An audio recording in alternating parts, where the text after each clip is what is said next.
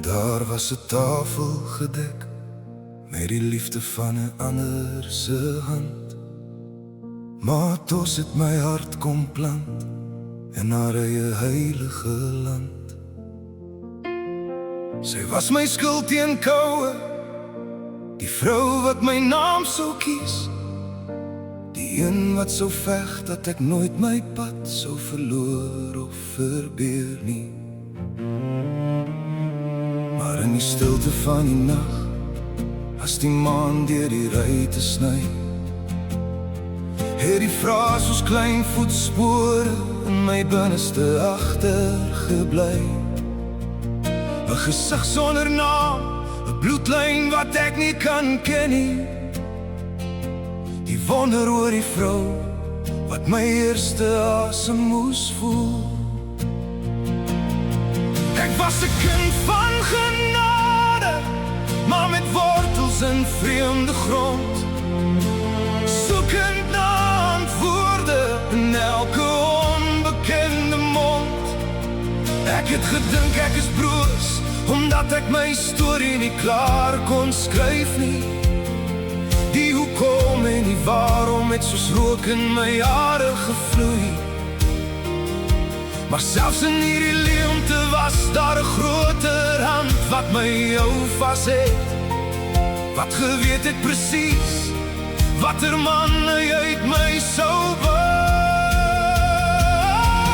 Van die Here van die seisoene het my naam in die stof geskryf. Hy het die vraag van my skouers en die onrus uit my lyf verdryf. Mama, hoekom?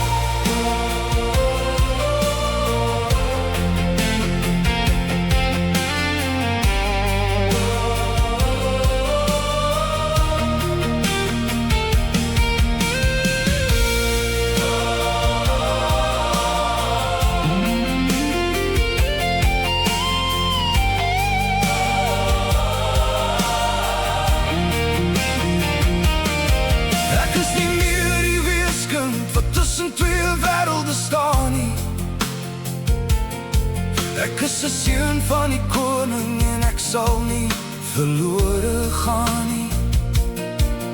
Deur die vuur en die water het hy my tot hier gebring, om vandag as 'n man van God sy genade te besing.